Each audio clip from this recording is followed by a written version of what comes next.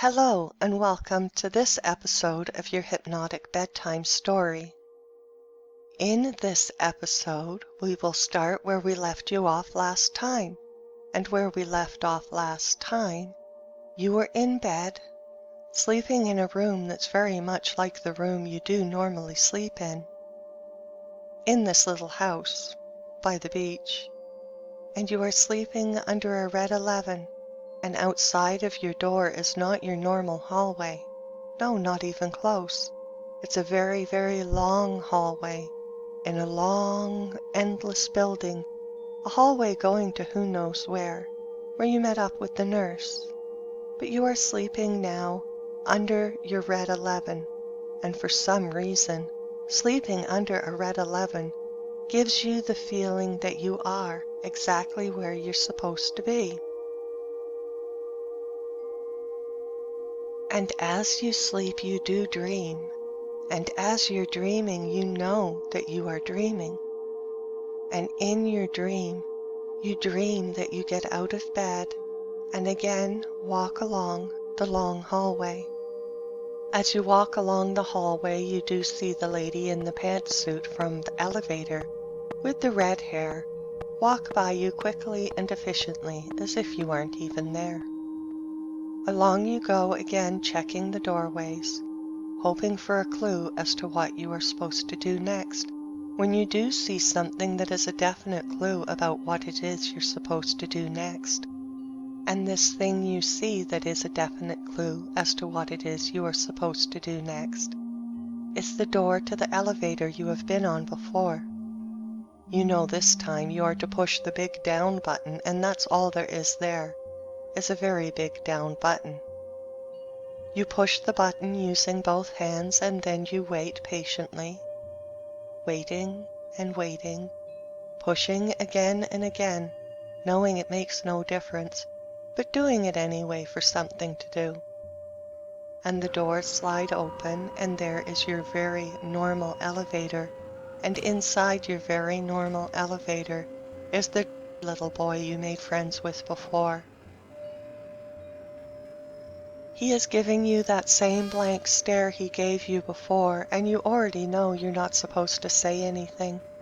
So you get on the elevator and see just the very big down button, and you give that a push, hoping very much there'll be no grubs or other strange creatures getting on with you. And you feel yourself going down faster and faster till your feet lift off the floor. And this does not bother you this time, because you know soon you will be going slower and slower.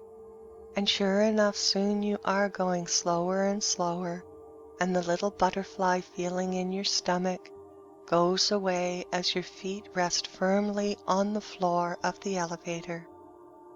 And you smile at the little boy, who just stares back, and your feet feel more firmly on the ground, as finally you rest on the bottom with a bump, and the doors open, and you see you are somewhere underground.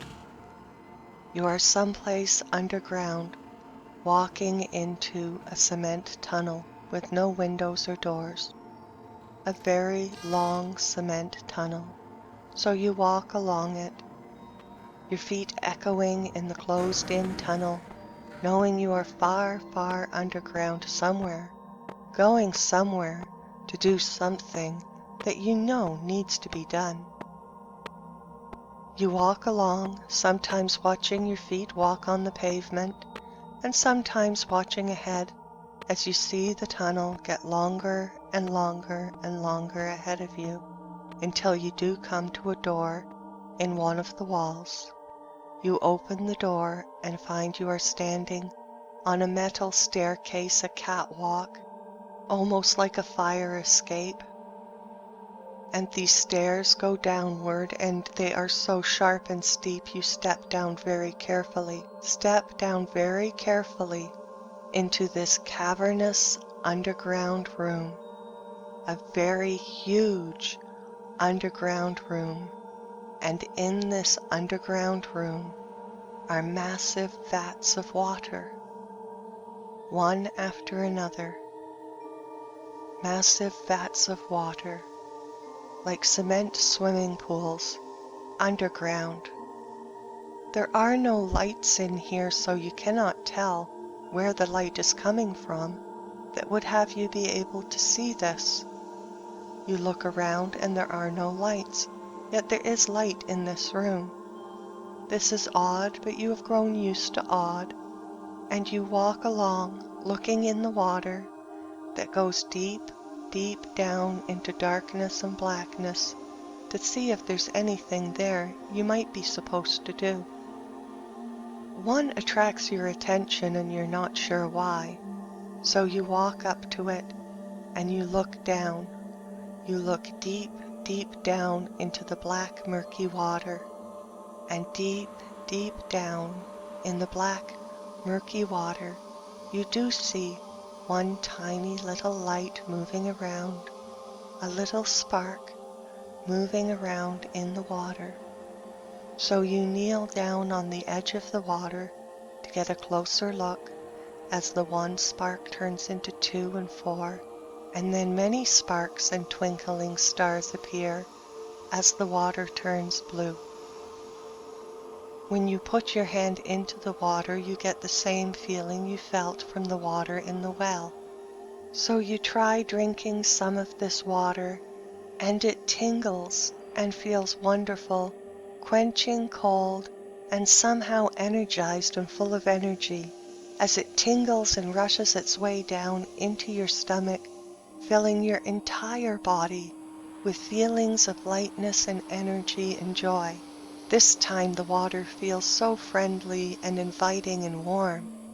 You decide to jump in, so you do. You dive in head first, heading down into the sparks and stars and other lights passing by you. Deeper and deeper and deeper you swim. Deeper you swim until at the bottom, at the very bottom of this water, you're seeing at the bottom giant flowers you float by in all different kinds and colors. Great huge flowers that turn into what look to be like trees in a forest of flowers. And at the very, very bottom, you see there are butterflies of all different sizes, fluttering and floating around the floor of this flower forest. And the floor of this flower forest is carpeted in all kinds of flowers of every shape, size, kind, and description. And you float down and float down till you softly rest upon one of the biggest ones. They bounce a little bit as they are floating in the water, and you are able to jump and bounce from one to the other, happily jumping through this flower forest, past the butterflies, and on one of the flowers you even see your friend the grub, who has been nice enough to shrink down small enough to not be any threat to anyone. You are so very much enjoying this that you barely notice that the water has a slight current that is starting to pull you forward. Starting to pull you forward, it gets stronger and stronger till you do notice it, and when you try to swim against it, you are pretty much helpless as it pulls you and turns you this way and that, as it pulls you and begins to twist you and turn you through the water this way and that. It gets darker and darker until you don't know which way's up and down. All as you know is you are spinning through a vortex of water into the dark black unknown. Soon your hands begin to bump up against the sides and you know you are in a tunnel or a pipe of some sort, swirling around and around in the darkness. And then you look up, because now you are swirling around and around going upwards, and at the very, very top you do see slight light glowing green and swirling around, and the light that is glowing green and swirling around gets closer and closer, closer and brighter, until you pop up At the top of the water, you come up and you take a huge, deep, gulping breath of air to see you are now swimming in the swirling water that is in your well. And you climb out of your well, ready to dry off perhaps in your house again. But this time you do notice, when you look off towards where that other little house was, you see something quite different, and what you do see is a massive wall.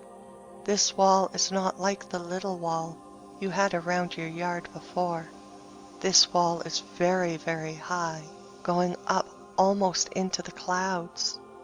And either way you look, it goes on as far as the eye can see. You think it would be nice to go into your house and get some dry clothes on before you go back out and find out what's up with that wall. Back into the house you go, but as you are walking past your TV, you see the TV is on.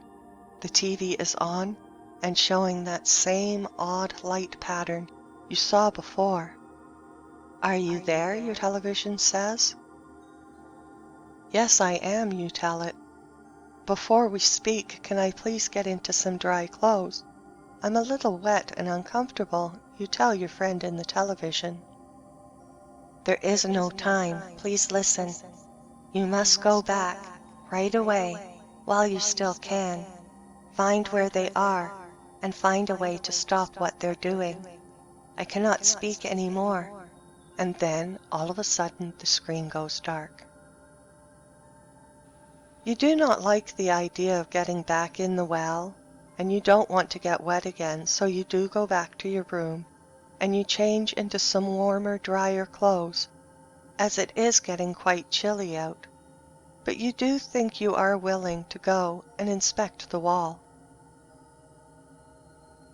So back into the backyard you go, walking past the dead cat and the glowing well, feeling perfectly safe and secure as you go over the little hill and even through the fog. And where the little house once was, now is the wall, going as high and as far as the eye can see. You do touch it to make sure it is solid, and it is solid and cold, going up, way up as high as you can see, and as far as you can see in either direction. You wonder, if you're not going to go back through the well, how you're going to get back in and find out who they are to stop them from doing what. You walk along the edge of the wall, going in the direction of the road, and just before you get to the road, you do see that there have been some holes dug in the ground near the wall, and these holes look as if they are tunnels that are going under the wall. And in both of these holes, you see there are big, white, lazy grubs blocking your way. You are no longer troubled by big, white, lazy grubs, so you grab one by the scruff of its neck and give it a good hard pull. But it gets fatter and fatter and jams itself into the hole.